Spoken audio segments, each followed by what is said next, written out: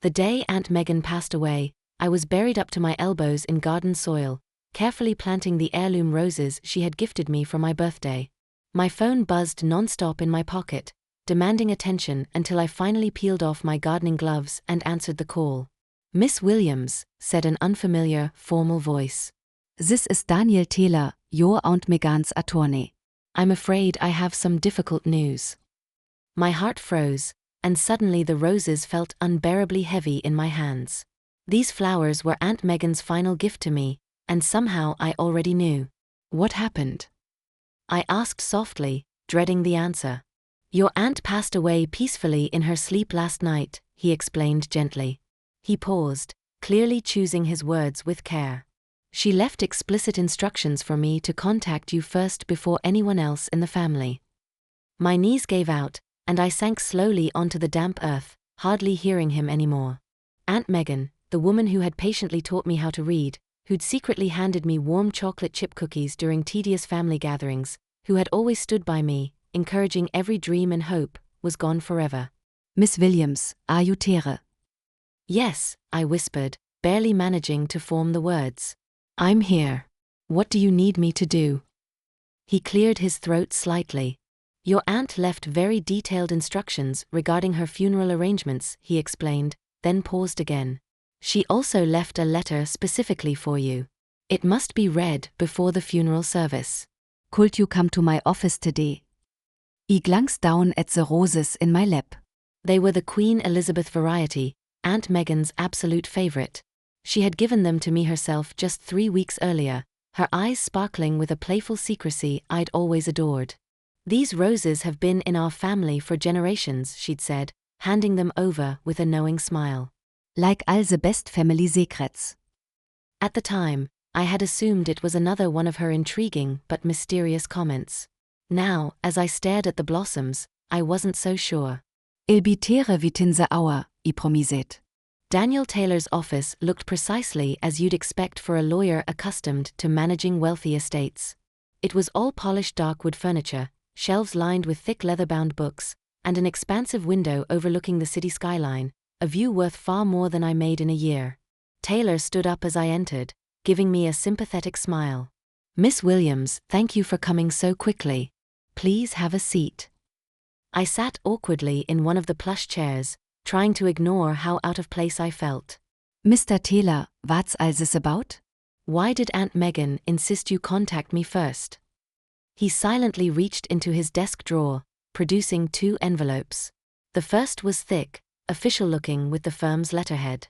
The second envelope was smaller, cream-colored, and had my name written across it in Aunt Megan's unmistakable, elegant handwriting.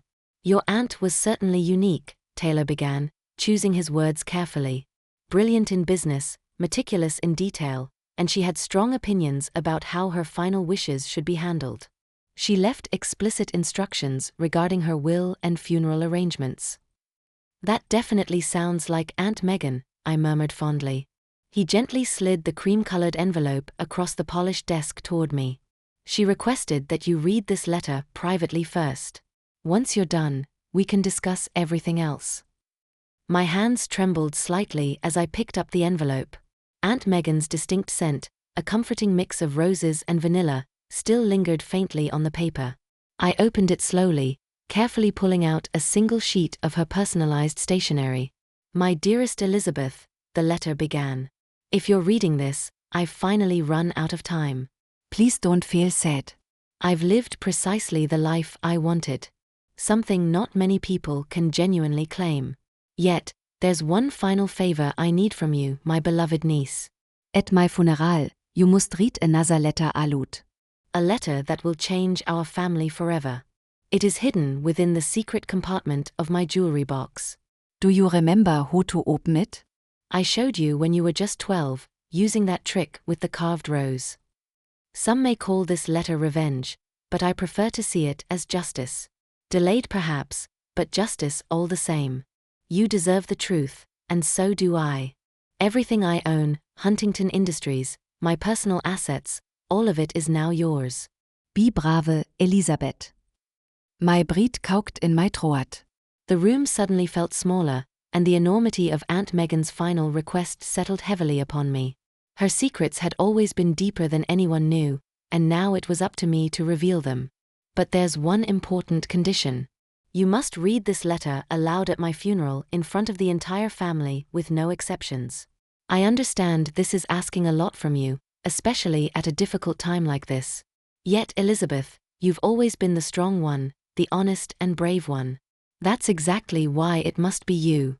With all my love, Aunt Megan. P.S. Under no circumstances should you let them bury me in anything beige. You know exactly how I feel about beige. I read Aunt Megan's letter twice, then slowly lifted my eyes to look at Taylor. She left everything to me, I asked, almost unable to believe it. He nodded solemnly, opening the official envelope with practiced calm. Huntington Industries, her personal estate, investment portfolios, approximately $115 million in total assets. However, as she stated, this inheritance is conditional on your fulfilling her final request. My head began to spin. Aunt Megan had always been exceptionally generous with me, but this was beyond anything I had ever imagined. What about the rest of the family, my father, my cousins? I asked hurriedly. Taylor gave a small, careful note. There are a few smaller bequests for them, but the vast majority of the estate will go to you, provided you honor her conditions. Thoughts flashed through my mind about my father, who had always envied his younger sister's success. I thought of my cousins who spent years ingratiating themselves to Aunt Megan, hoping they would inherit her wealth. All those family gatherings where Megan sat quietly in the background, observing everything carefully, as if waiting patiently for a particular moment. Wen ist the funeral? I finally asked. In 5 days, Taylor replied promptly. Your aunt was precise about every detail. The service will be held at St. Patrick's Cathedral, followed by a reception at her estate. The entire family is expected to attend. I stood up, clutching Megan's letter tightly. Then I should go. I have a jewelry box to find. Taylor stopped me just as I reached the door. Miss Williams, one more thing, he called out softly. Your aunt specifically wanted me to pass along one more message. She said, Elizabeth, you'll know exactly what to do with the truth. The drive to Megan's estate felt endless, even though it was only 30 minutes. My mind raced, overflowing with unanswered questions. What was written in that second letter? What family secret was so critical that Megan had made revealing it a condition of her will? As I approached, the iron gates swung open automatically. Megan had given me the security code years ago, claiming she trusted me far more than any electronic system. Her home looked exactly as I remembered, a grand Victorian mansion surrounded by beautifully maintained gardens, roses climbing gracefully along every wall. Mrs. Evans, the housekeeper, met me at the entrance, her eyes red and swollen from crying. Oh, Miss Elizabeth, thank goodness you're here. Your aunt left instructions for you to have full access to her personal rooms. Thank you, Mrs. Evans. I won't be long, I reassured her gently. Aunt Megan's bedroom was upstairs, overlooking her prized rose garden. Like my aunt herself, it combined elegant sophistication with a playful charm, colorful silk curtains, contemporary artwork alongside classic family portraits, and countless subtle nods to her love for roses.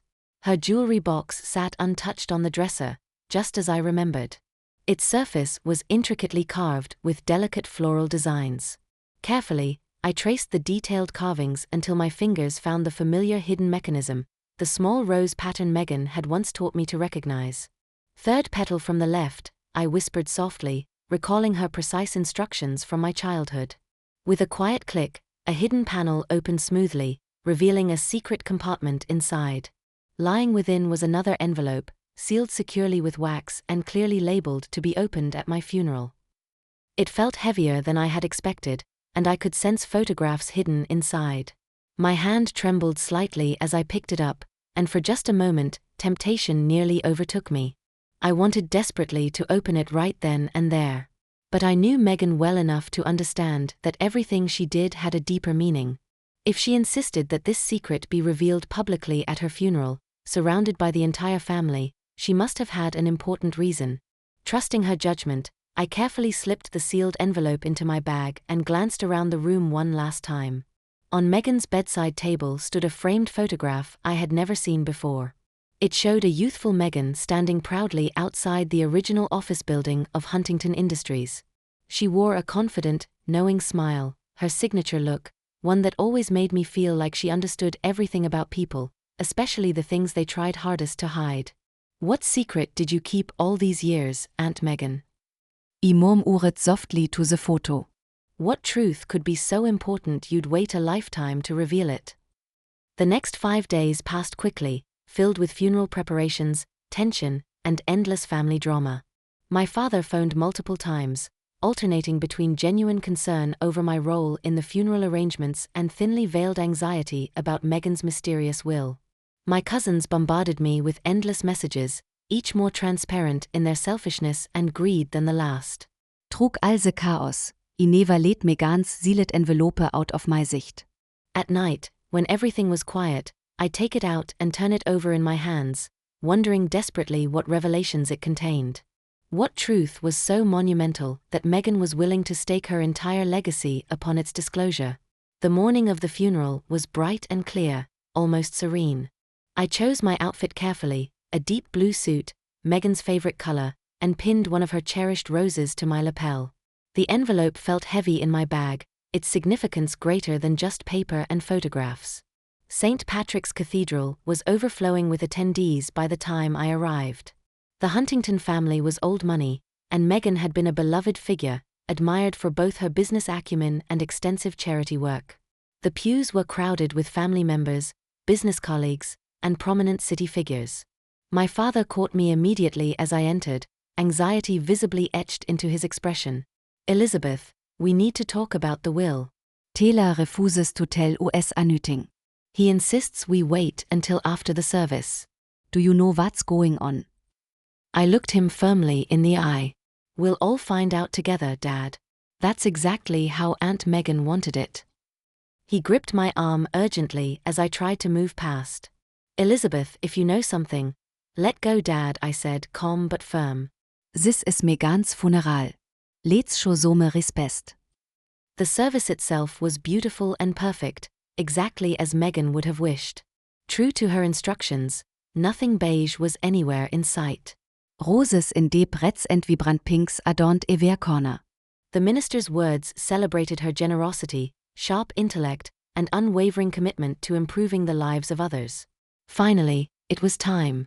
Taylor caught my eye from his seat in the front pew and gave a subtle nod.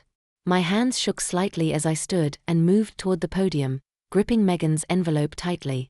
The cathedral quieted instantly, hundreds of eyes watching me with tense anticipation. My father sat rigidly in the front row, anxiety playing across his features. Beside him, my cousins Scott and Amanda leaned forward eagerly, like vultures circling their prey. Taking a deep breath, I steadied myself, the calming fragrance of roses surrounding me. At that moment, it felt like Megan stood beside me, giving me strength and courage. Before her death, I began, my voice remarkably steady despite my pounding heart. My Aunt Megan left specific instructions.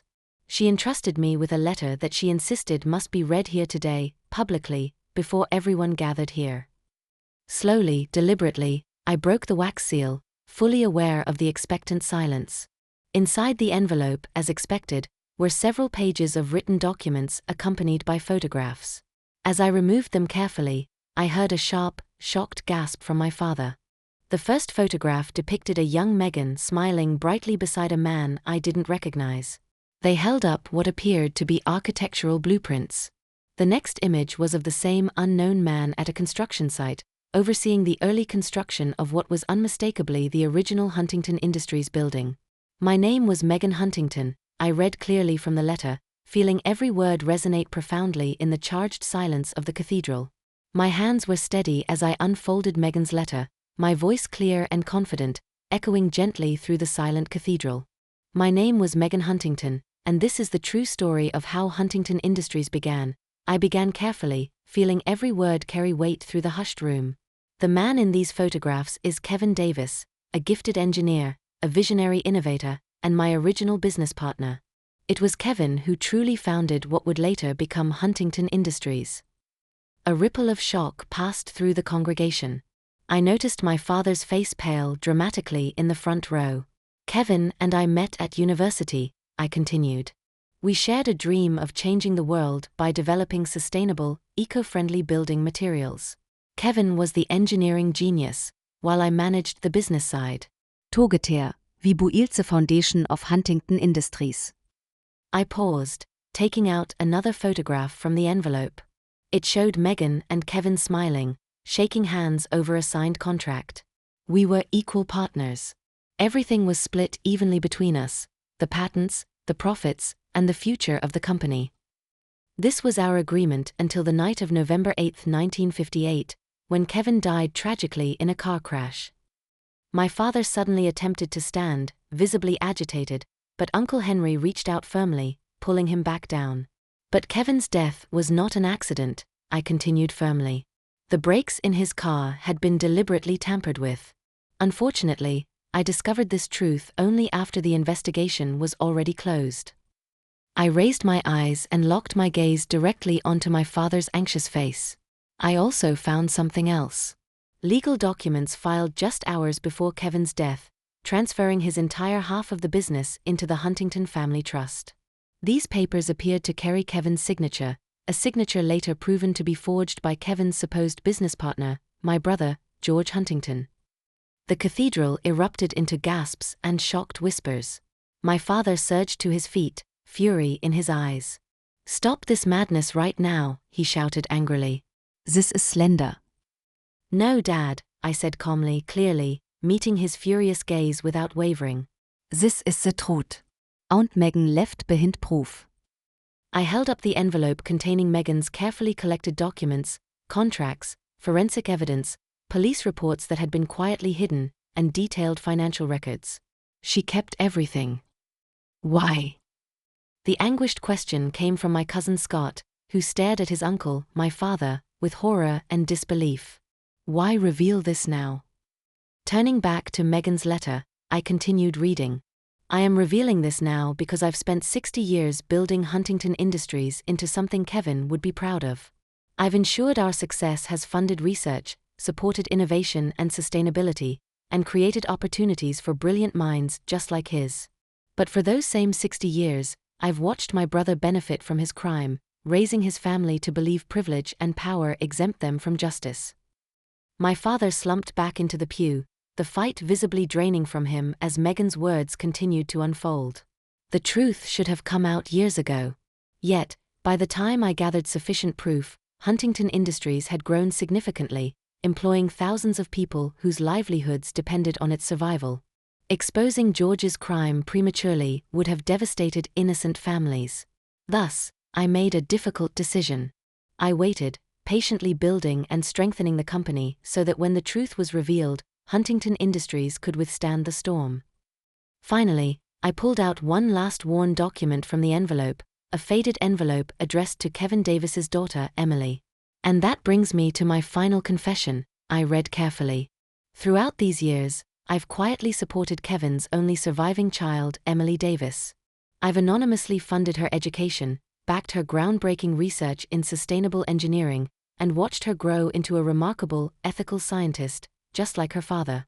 Today, Emily Davis runs one of the country's most innovative green technology firms, unaware until this moment who her secret benefactor has been."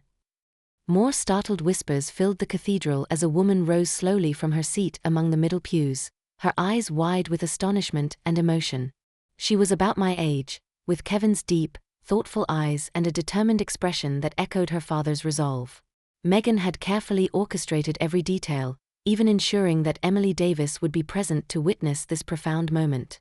Taking a deep breath, I continued reading, my voice growing stronger and more certain with every word. "The second part of my will leaves a 41% ownership stake in Huntington Industries to Emily Davis as partial compensation for what was unjustly taken from her father. The controlling interest in the company, however, goes to my niece, Elizabeth, the only member of the Huntington family who has consistently shown the ethics, integrity, and vision that Kevin and I once shared." I raised my gaze, absorbing the stunned silence that enveloped the cathedral. The last line of Megan's letter resonated deeply. Signed, Megan Huntington, co-founder of Huntington Industries and keeper of its greatest shame. For a moment, no one moved or spoke. The silence felt heavy and charged. Finally, slowly, Emily Davis stood up and began walking toward the front, stopping directly before my father. His appearance had drastically changed, as though the revelations had aged him significantly within minutes. All these years, Emily's voice trembled slightly as she spoke, I thought my father had failed or abandoned his dreams. I had no idea, no inkling, that he had been betrayed. Miss Davis, I stepped down gently from the podium, reaching out with genuine sympathy. I'm so deeply sorry for everything that was taken from you and your family. Her eyes filled with tears as she turned to me, her voice soft but filled with emotion. Thank you for having the courage to share Megan's truth. She was watching over me my entire life, wasn't she? She was trying to make things right. In her way, I responded quietly. The hours following the funeral service passed swiftly yet tensely. The reception was understandably fraught with tension and division. Family members broke into heated groups, some demanding that the revelations be buried, others insisting we immediately involve authorities, while a few sat quietly in shock, trying to process the reality that had just come to light. My father vanished quickly after the service ended, and weeks passed before I heard from him again. Eventually, he entered a rehabilitation center, finally beginning to confront the heavy burden of guilt he'd carried for decades. In the following months, the true history behind Huntington Industries became widely known, sparking public discussion and scrutiny. However, Megan had been right. The company was resilient enough to withstand the revelations. Under Emily's technical brilliance and my dedication to Megan's ethical vision, Huntington Industries embarked upon a new chapter. 1 year later, I found myself standing in Megan's cherished rose garden, blooming vibrantly, more beautiful than ever. Emily joined me weekly there, meetings where we planned company strategies and shared our mutual passion for sustainable innovation. You know what's strange? Emily gently caressed the petals of one of Megan's favorite Queen Elizabeth roses. I've always felt guided, protected somehow, like someone was quietly steering my life. I assumed it was my father's spirit looking after me from beyond. Now I understand it was Megan all along.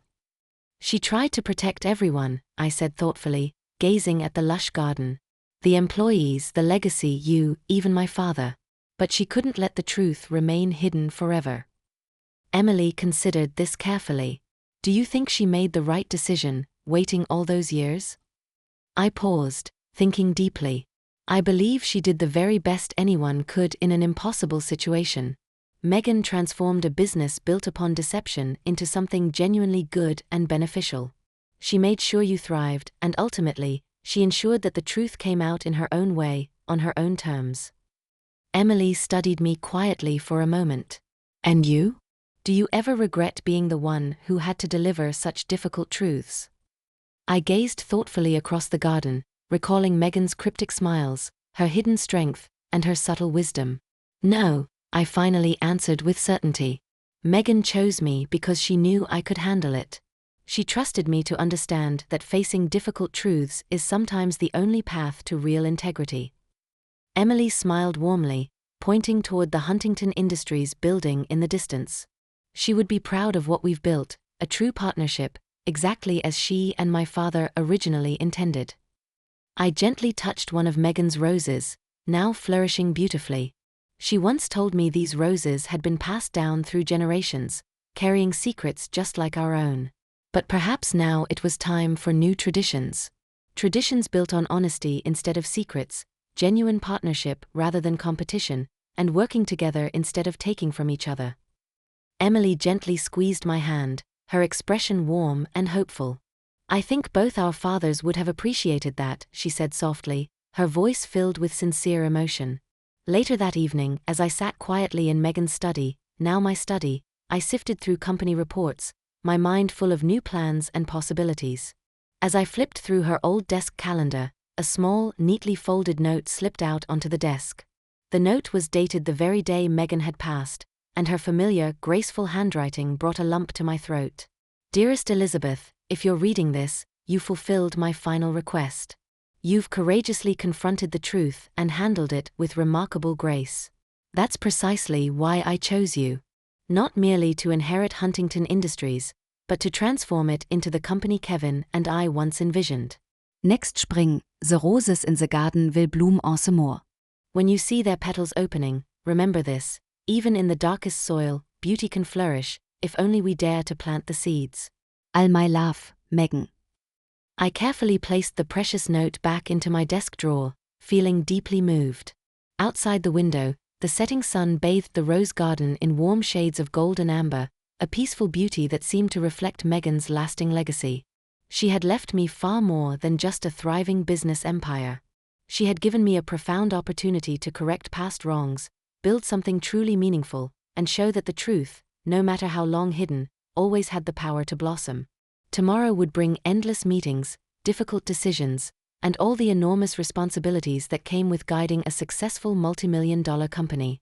But tonight, in the calm and quiet of Megan's study, surrounded by the gentle fragrance of roses, I realized the greatest inheritances aren't always measured in money or material possessions.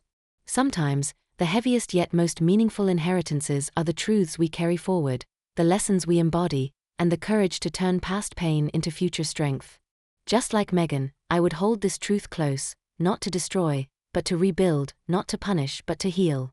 I would nurture something beautiful and lasting from the complexities of our history. That had always been Megan's way. It was the path she'd carefully prepared me to follow. And deep within me, I knew Megan was somewhere watching, her familiar, knowing smile lighting up her face, proud that her final secret had at last emerged into the healing warmth of daylight.